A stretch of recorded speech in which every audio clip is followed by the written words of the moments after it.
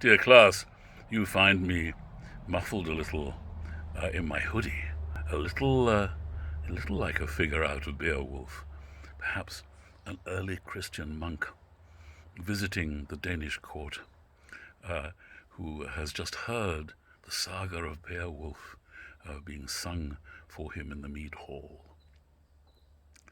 I'm recording this so that we may have a chance of meditating together on the little piece of writing that was this week's task, wherein I'm asking you to consider how it is possible for the Western tradition, if such a thing exists, to include both the saga of Beowulf and the saga of Krapp's last tape.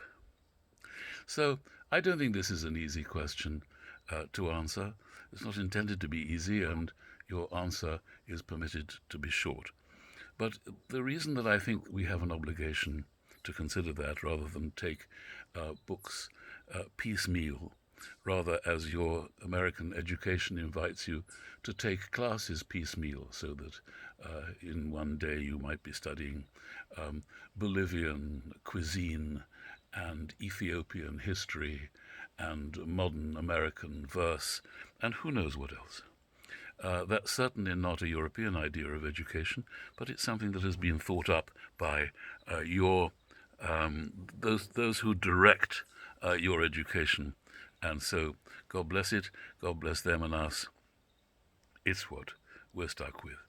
But rather than succumb completely to that piecemeal approach, which makes of the long corridor of history and its development, its paths, its sequences, its windings, its detours, rather than turn that out in favor of a random selection of topics, let us consider, and the premise of our class in considering Western civilization and the Western canon, so-called, almost obliges us to view it historically.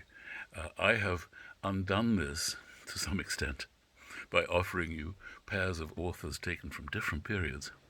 But the whole point in doing that, as I intend, is to glimpse how very different the elements of this Western canon, if it exists, and it's been taught as such for a good long time, how these different elements share certain things in common, and if they do, what are they? And if they don't, how can we speak of a Western canon?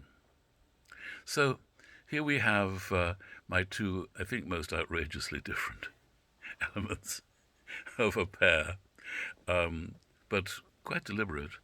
We have Beowulf, the famous saga that launches the English language canon. Certainly I was educated with a course that ran the gamut, historically, chronologically, from precisely Beowulf, is what we started with. I never studied this course, but at Cambridge, where I was a student, that was the first 2 years of your work, was to go from Beowulf up till, in those days, I think it was T.S. Eliot. I don't think we'd got a whole lot further.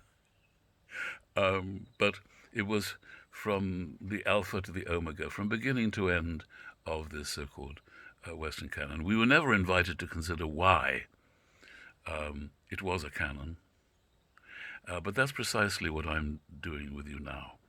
Here they are, some of these great works, and why do they belong together? Why do they form a family? Do they form a family? Do they absolutely not form a family? Should we stop entirely talking about a Western canon? Maybe we should. So if I ask myself the same question I'm asking you, how is it, not so much what do they have in common? They don't have a lot in common, but maybe they have something. But that's not really my question. My question is, how can it be that these two works belong to the same tradition? I'm wearing this outfit not in honor of Beowulf or Christianity, but because it's quite chilly on my porch, a place I love to be and enjoy talking to you. So here's our question. What then is it about these two works separately, that gives them the places of honor they hold?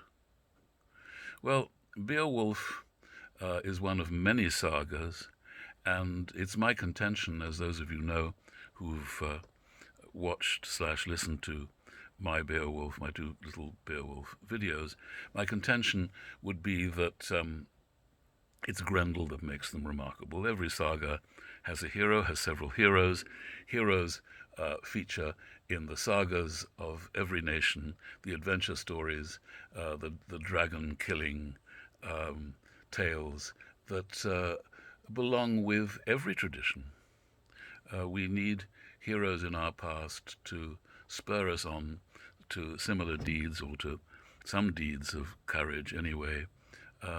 St. George and the dragon. St. George is there in the English flag, which features at the heart of the old British flag, the Union Jack. I say the old because it may not be one flag for very much longer if the Scottish nation decides to cut itself off, as well it might, from England, and I could very well understand its wishing to do so. Then that beautiful old flag, beautiful quite by chance because it's three flags superimposed on one another, creating a rather wonderful image, that flag will fall apart.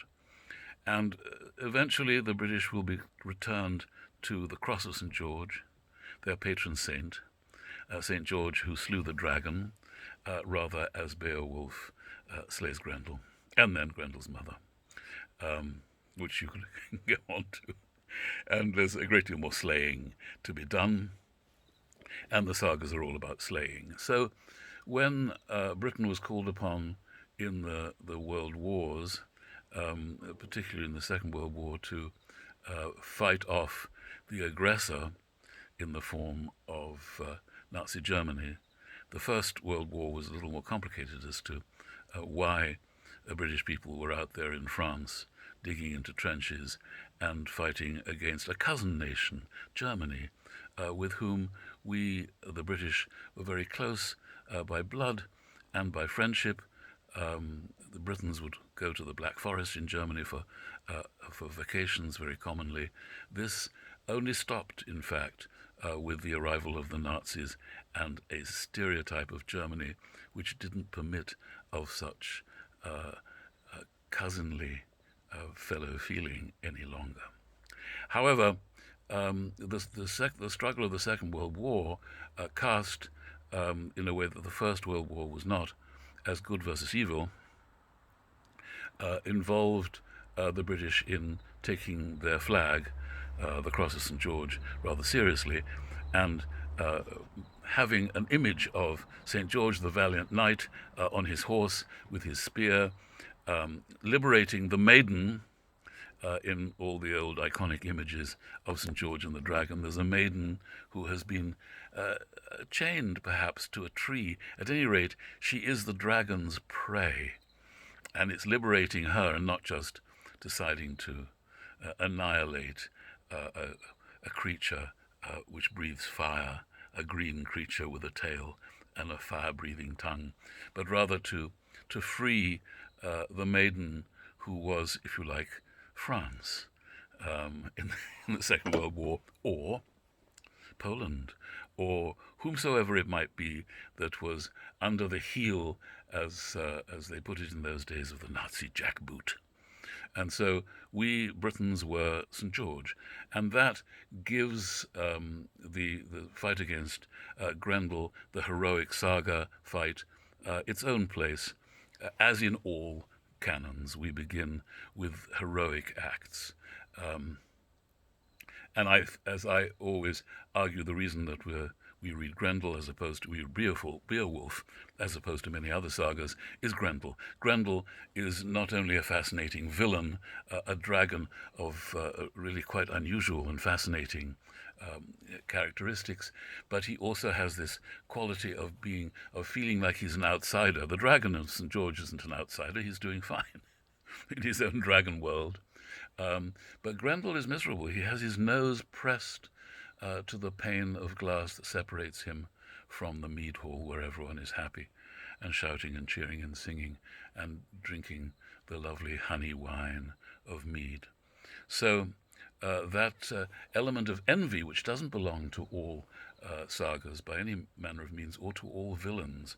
You know, the villain in a James Bond story doesn't have his nose pressed to the glass of earthly reward. On the contrary, the villain is always a multi-billionaire who plans to become a little richer by owning the entire world, as opposed to a large portion of it. So this is a very special kind of villain, and one that perhaps you could consider as to what its place is among the tales.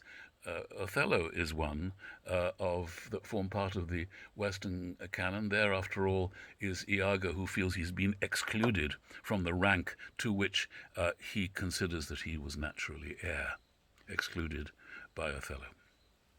And then at the other end of the scale, we have a sad old man who doesn't easily fit into the Beowulf world. He's not a dragon, and he's not a hero.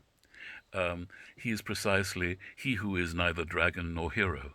He is the ordinary man whose life has been somewhat disappointing. And he bears testimony, I think, to the way in which the Western canon moves from heroic confrontations into the reporting on the everydayness of life, the tedious and disappointing everydayness of life, of which poor old Crap is a shining example. He searches his past, which he's dutifully recorded so that he can search it, for evidence that he has progressed or regressed or simply repeated himself or forgotten things that he might be reminded that might be useful or profitable or enjoyable for him to reflect on, but they aren't very many. And so there he is, agonized by time itself and the steady progress towards a consolation-free end to his life. He has no promise of eternity. If he performs heroic deeds, he will not be remembered. He will not gain access to a heaven. He has nothing to look forward to. And that is included, that's part of the Western canon. That's where we reach, I think it's fair to say. Not every element of the Western canon is now as bleak in its approach to time and virtue and the possibilities of life. It's not all as lacking in religious consolations. It's not all as despairing as Crap is. But this too is an element, and we need to consider, if we're thinking about the Western canon, whether this is a progress from faith and hope and heroism to a lack of faith, a lack of hope, a lack of heroism. Is it really this long downwards spiral? Is that the Western canon? Are we admitting this to ourselves? Do we admit this to ourselves? Are we heirs to a long downward slope? Or are we, in fact, able to resist, take a good look at Crap and don't be like Crap, so that even the darkest of diagnoses of the human condition allows us to make a discrimination, to make a challenging distinction between what we could do and what those who have succumbed to the gloom and doom of a historical worldview lacking in heroes and dragons. Need we be like them? Is this a warning or is it a diagnosis? This I want you to consider, and it's something about Crap and his despair that appeals. We love it. This play is performed all the time. It makes people laugh because Beckett is amused, and he says we should be amused, and life is a farce, not a tragedy. And that perhaps is the point. There has been tragedy in the middle of it. We have had Shakespearean tragedy, but now we're devoid of heroism and of tragedy, and we are Crap. So good luck, my dears, with your little meditation. I look forward to it. I want to know what you think. I need to know what you think. So put pen to paper, metaphorically, or literally if you wish, and I look forward to your thoughts. All best now. Stay warm. It's now getting cold. Put your hoodies on, but stay safe. Stay socially distant. Wear your masks and survive. Thank you, my dears. All the best from me. Bye.